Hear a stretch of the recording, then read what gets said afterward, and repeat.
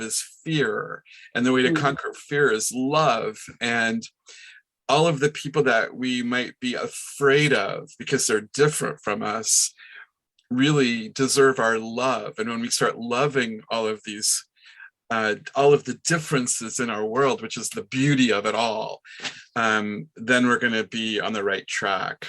But so many people want to be, politicians, like the orange monster, want to use fear to control people. And the way to conquer that is to love them. And that may seem simple, but I believe it.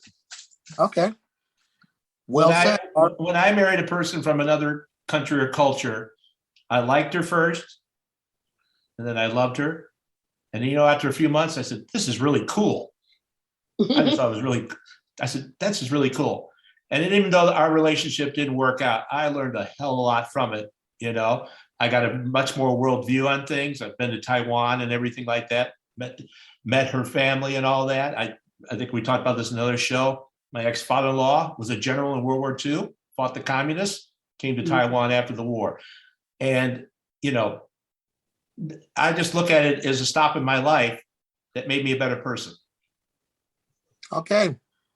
Well, for my 97-year-old aunt, who I'm going to see next Thanksgiving, I'm going to try to have this conversation with her.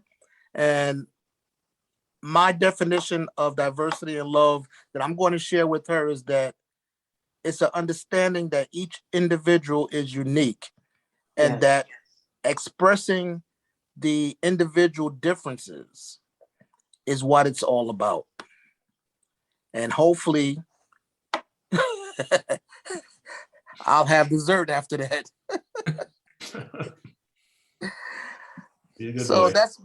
So I want to thank you all for that stimulating conversation. You're welcome. And I already said what we're doing for Valentine's Day, which is nothing. Mark, you have anything planned? Anything big coming up? No, Caleb and I will probably exchange a card or two. And I should point out that my partner Caleb is originally from Puerto Rico, and his mom lived with us for about 12 years. So we had a kind of a multicultural household where I was the minority in our house. But no, we'll probably have dinner together, and it'll be really simple. Okay, cool. I like the point Mark made where he had a situation where he became the minority, and that also happened in my first marriage where we had a wedding banquet and I went in a room with 150 Chinese people and one white guy. Wow. It was an eye-opening experience to say the least. So I'll just Charlie, are you doing anything? Well, yeah, I'm doing the fondue. Oh, that's right. Fondue, baby. Right.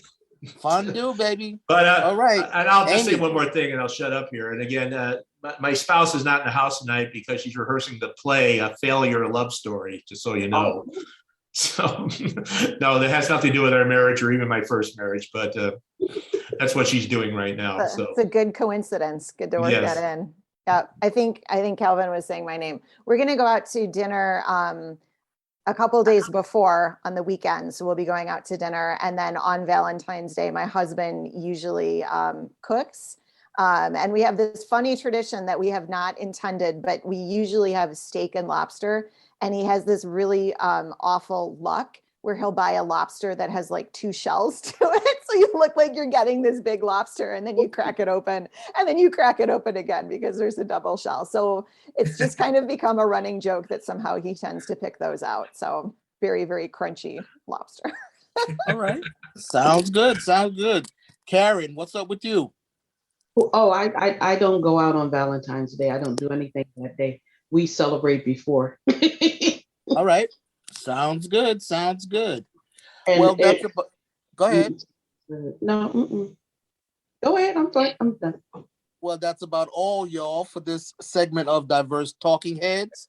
I'm your host, Calvin Gibbs. We want to thank you for checking out this episode of Diverse Talking Heads, and we wish you all a very happy Valentine's Day.